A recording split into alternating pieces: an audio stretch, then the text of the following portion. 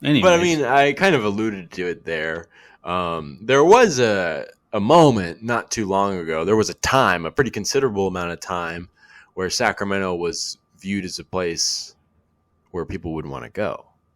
And that's definitely not the case now. They are a really good, tight knit group that anybody with the right type of locker room presence can fit in and gel with. They're talented. They have a head coach that's all about accountability. They got a great fan base, and they're winning games. I mean, there's what's not to love. But for a long time, that wasn't the case. And as I was kind of noting there, Marc Stein said on his podcast on Monday with Chris Haynes, because they dedicated most of the podcast to the Kings and how they're one of the best stories in the NBA. And it's kind of funny when they do like a national profile on the Kings and they just start saying all this stuff that's like, we've known that since November.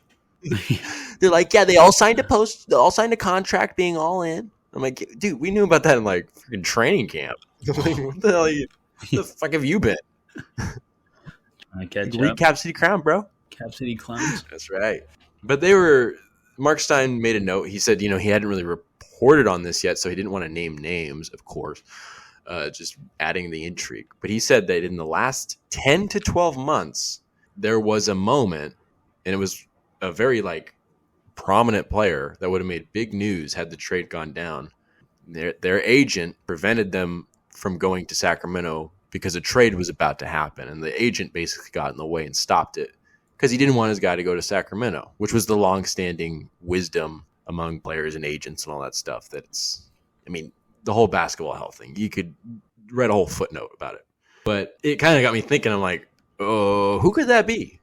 And I feel like the one person that came to mind immediately was, and this is speculation, John Collins. I could see Collins. Just because he was a name that was thrown around a lot. It seemed like it was really kind of... I don't know. I just don't think McNair would trade for Collins. I just didn't ever see that just because it didn't seem like a guy McNair would want in Sac for the culture. Mm-hmm. And Collins was talked about a lot, and I know we discussed it, but like when I really think about it, I'm like, McNair's not trading for Collins. Collins is kind of like an a-hole.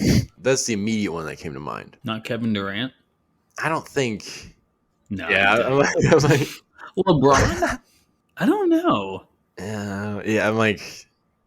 Mitchell? Donovan Mitchell? What about Donovan Mitchell? I thought about that. I was like, maybe... Was there anything between OG Anunoby or Pascal Siakam, maybe? Toronto? I don't know. Like, at this point, it's like, I don't fucking know. You don't. I don't know either. Who knows if Marc Stein fucking knows? He might never touch that again. He might have just... It was Ben Simmons. Oh, my God. I don't think... 10 to 12 months, I don't think they were looking at him at that point. And that's interesting because 10 to 12 months, that's another element that's interesting here. Because the Sabonis trade happened 13 months ago in That's February. true. So it would have been something that was in addition to that. And that kind of adds to the element that if you remember after they traded for Sabonis, they were also like right in the last closing moments of the trade deadline that year. They're like, hey, man, they made this big move for Sabonis, but they might not be done. They might still be looking for a stretch four. Okay. So I don't know. I mean, Okay. I have no idea. But how could the agent step in and prevent a trade from happening? I don't know the specifics about that. I'll give you Marc Stein's email. But Well, does this guy have like a no trade clause? Maybe. I don't know. I'm not gonna. It's a good question. I don't know. What conference? I don't think he said it. What division? He didn't say anything like that. I'm just messing. Oh, really? He's smart now. But I want to know who this is. yeah, I know. It's interesting. Damn it, Mark. No, I'm not subscribing to your Substack. The Stein line. He he won't even preview a paragraph. You can't even read anything. It's all blocked. Like, okay. But yeah, somebody definitely screwed up, and it last 10 to 12 months. I mean, man, it's just a complete turnaround.